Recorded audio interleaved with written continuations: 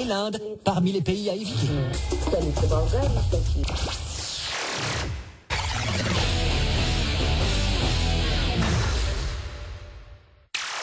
Pour vous, on a sélectionné ce qui se fait de plus étrange sur cette planète. Voici notre classement. En 3e position, le Japon. Ils sont vraiment bizarres là-bas. Voici une de leurs compétitions préférées. Le but du jeu, vous faire transpirer. Au premier tour, les concurrents font de l'aérobie. Ça fait mal. Et ça fait suer. Les premiers qui remplissent leur bouteille de transpiration passent au second tour. Et voilà le premier. Le sumo est le deuxième à se qualifier, suivi de ses 2 fêlés. Au deuxième tour, les 5 demi-finalistes s'essaient au sauna. On est bien loin du concours de beauté. Ils doivent éteindre ces bougies avec leur sueur. Plic, ploc. Les 3 plus rapides se qualifient pour la finale. Monsieur Sumo est le premier, suivi du deuxième et du troisième. Mesdames et messieurs, voici les 3 finalistes. La finale se dispute en maillot. Ils boivent de la soupe brûlante et de l'eau dans une petite piscine. Leur transpiration est récupérée et acheminée dans un verre doseur. Le gagnant est celui qui transpire le plus dans le temps qui leur est imparti. On court, on transpire. Mais le sumo a une autre technique. Il se laisse fondre, boit de la soupe et récolte la transpiration. C'est ça, pousse le liquide dans le trou. Ce sumo n'a pas l'air bien. Il doit se dire, je vais me dégourdir les pattes. Mince, mon voisin fait un marathon. Ce gringalet n'a aucune chance. Ma technique est plus efficace et j'ai plus de surface. Je peux gagner. Les gobelets sont placés côte à côte. Et voici le vainqueur. En récompense de ses efforts, on lui place une couronne de laurier sur la tête. Et le fiston peut féliciter son papa. Le Japon vous tente toujours? Plus trop. À la 2e place du classement de notre édition internationale.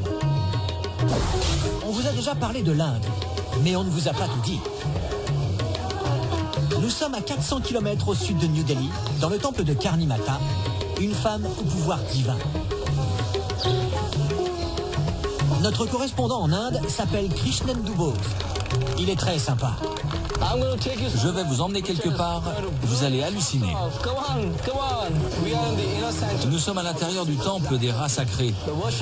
Les fidèles de ce temple pensent que lorsque leurs ancêtres meurent, ils se réincarnent en rats. Et lorsque les rats meurent, ils redeviennent humains. Ça fait quand même beaucoup de rats. Personne n'a jamais vraiment compté. J'ai déjà demandé, mais personne ne sait. Ce qui est sûr, c'est qu'il y en a beaucoup. Et ça colle aux chaussettes. C'est propre, mais ça colle parfois. Et ça sent fort. Oh!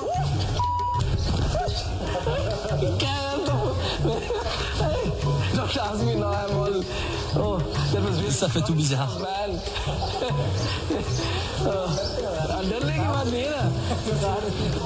Il dit que j'ai eu peur, mais c'est pas ça. C'est juste une question d'habitude. C'est ce qu'on dit quand on a eu les jetons.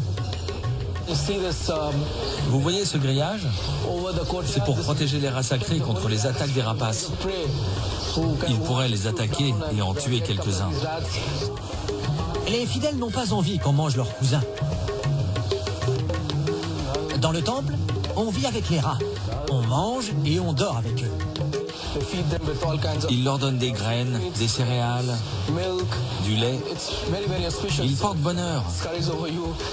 Si un rat vous monte dessus, sur l'épaule ou le pied, c'est de très bon augure. Ça surprend toujours un peu. Moi aussi, je trouve ça bizarre. Mais c'est comme ça. La foi est plus forte que tout. Les gens prennent réellement ces rats pour des divinités. Les rats mangent très bien. Il paraît que si de la nourriture a été foulée par les rats, ou s'ils ont mis leur salive dessus, elle a des vertus thérapeutiques. Regardez-le celui-ci. Il a l'air très sain avec cette belle plaie ouverte. Il va boire l'eau, ça porte bonheur.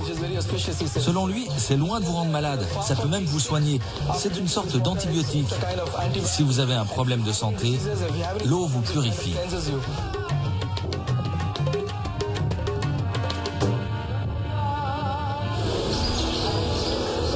Ici, on leur verse leur ration quotidienne de lait. Sympa. Qu'est-ce qui flotte dans le lait? Je doute que ça porte vraiment bonheur.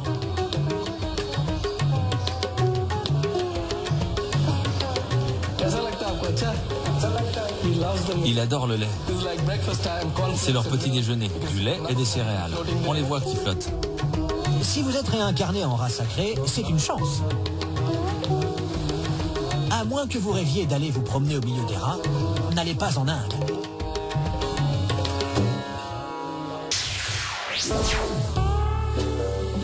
Et notre meilleur argument pour vous faire rester chez vous, dans votre canapé, c'est cette série bidon. Elle nous vient du pôle Nord. Et elle ne parle ni du Père Noël, ni de ses lutins. Elle est diffusée sur une chaîne inuite, la chaîne la plus septentrionale de la planète. C'est Super Shamu. Hey Tommy, regarde ce vieux bateau. Viens voir. Super Shamu est un super-héros inuit et voici les jeunes délinquants du coin.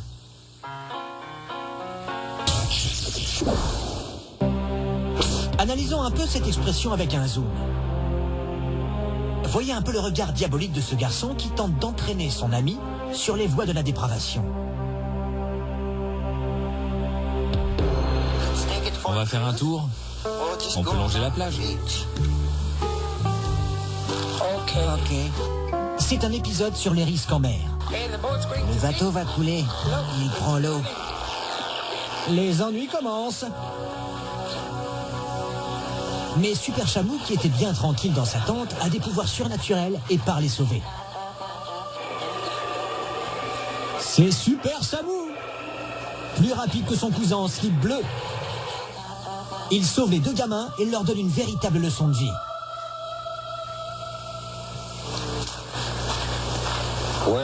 Où sont vos gilets de sauvetage? On perçoit à cet instant que Super Shamu a visé juste avec cette question pertinente. Nos jeunes délinquants sont au pied du mur. Ils tremblent comme des feuilles. Que ceci vous serve de leçon. Et n'oubliez pas, lorsque vous faites du bateau, vous devez toujours être accompagné d'un adulte.